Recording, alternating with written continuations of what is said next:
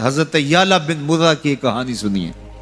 فرماتے غزوے سے ہم واپس آ رہے تھے، راستے میں پڑاؤ ہوا تو حضور ایک درخت کے نیچے استراحت فرمانے کے لیے لیٹ گئے، اور میری ڈیوٹی یہ تھی کہ میں تلوار لے کے حضور کا پہرا دوں۔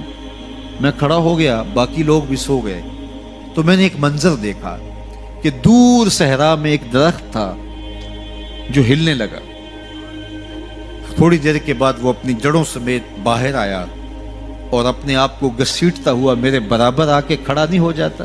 تھوڑی دیر کے بعد وہ واپس وہاں جاتا ہے اور جہاں سے اکھڑا تھا وہاں جا کے دوبارہ نصب ہو جاتا ہے۔ میرے لیے بڑے اچنبھے کی بات تھی، لیکن میرے پاس کوئی تھا ہی نہیں کہ جس سے میں بات کر سکوں۔ حضور تھے تو استراحت فرما رہے تھے اور میں حضور کے آرام میں خلل نہیں ڈالنا چاہتا تھا۔ خیر حضور بیدار ہوئے تو میں نے سلام عرض کرنے کے بعد جو پہلی بات کہی وہ یہی تھی۔ میں نے کہا حضور وہ جو سامنے درخت ہے، تھوڑی دیر پہلے وہ اپنی جگہ سے اکھڑا تھا، شاخوں کے بل اپنے آپ کو گھسیٹتا ہوا یہاں پہنچا، پھر میرے برابر آ کے کھڑا ہو گیا، پھر تھوڑی دیر کے بعد واپس وہاں جا کے نصب ہو گیا۔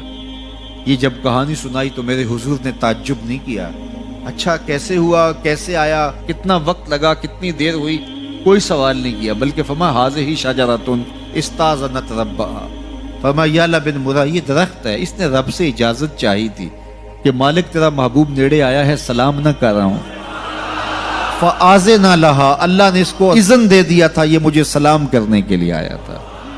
درختوں کے کلیجے بھی تڑپتے ہیں کہ حضور کو سلام کیا جائے۔ وہ کہانی تو آپ نہیں بھول سکتے جب ایک اعرابی نے کہا کہ حضور میں آپ کو نبی تب مانوں گا اگر وہ درخت آپ کی نبوت کی گواہی دے گا، آپ اگر اس کو بلائیں گے۔ تو میرے حضور فرماتے ہیں میں نے کیا بلانا، جا کے تو ہی کہہ دے تجھے اللہ کا رسول بلا رہا ہے۔ درخت اپنے آپ کو گھسیٹتا ہوا حضور علیہ السلام کی خدمت میں حاضر ہو جاتا ہے۔ درخت مان رہے ہیں، چاند کا کلیجہ شک ہو رہا ہے، پتھر کلمے بول رہے ہیں، حضور کے عشق میں کائنات کے ایک ایک ذرے کا دل دھڑک رہا ہے۔